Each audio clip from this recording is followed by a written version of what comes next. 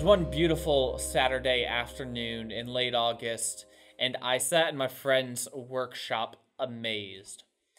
My friend was very skilled in the art of scroll saw design, and he had asked me if I wanted anything made. And so I had asked him to make me a carving of Aslan, the great lion.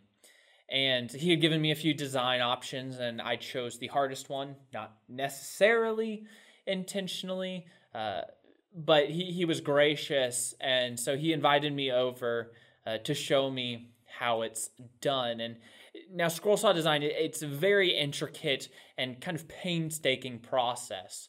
For each individual cut you have to make, you have to drill a hole first and then thread the blade through the hole. And for this particular design, there were hundreds of holes that had to be drilled. I sat there over the course of the afternoon. It was a few hours, and I was just in awe of everything. And I'm a guy who really, really wants to learn how to do new things. When I see something being done, I really want to take part. I really want to learn how to do it.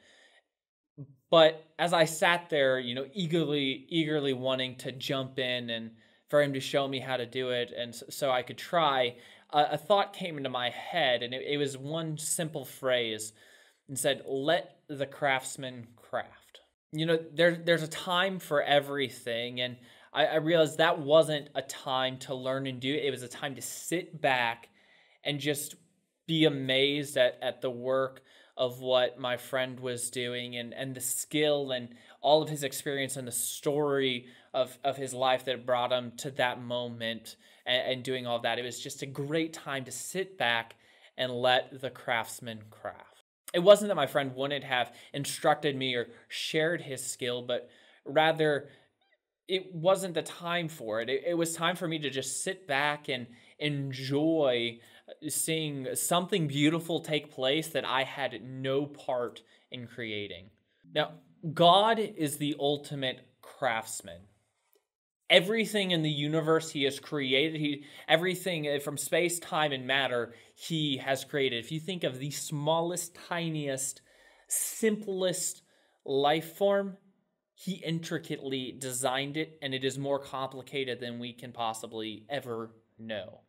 If you think about the grandest, most complex life form and structure, he intricately created it and detailed. He is the master craftsman. We have a tendency in our lives to see God move and say, "Hey, God, can you show me how to do that?" We want to learn how to do things we weren't meant to do. We were not made to split seas and move mountains. We were meant to sit and watch God split seas and move mountains, because it's him who is doing the work. Anyway, we were made on the sixth day, so the first act of our lives was to sit and dwell and rest and worship God for all that he made on the seventh day. But we like to take matters into our own hands. We see what God is doing and say, "Okay, my turn.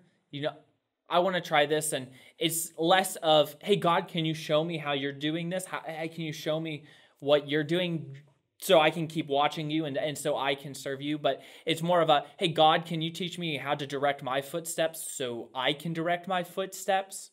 And we want to take control over that rather than sitting back and letting the craftsman craft. Psalm 131 says this, "My heart is not proud, O Lord. My eyes are not haughty. I do not concern myself with great matters or things too wonderful for me. But I have stilled and quieted my soul like a weaned child with its mother. Like a weaned child is my soul within me. O Israel, put your hope in the Lord both now and forevermore." Let us not concern ourselves with the matters that are far too great for us. Instead, let's still and quiet our soul like a weaned child with its mother. Let's be still and instead let the craftsman craft, because I'm sure just like this carving of Aslan my friend made, look, God is doing far greater and more wonderful things than we could ever imagine. So let's just sit back in awe and worship him and let the craftsman craft.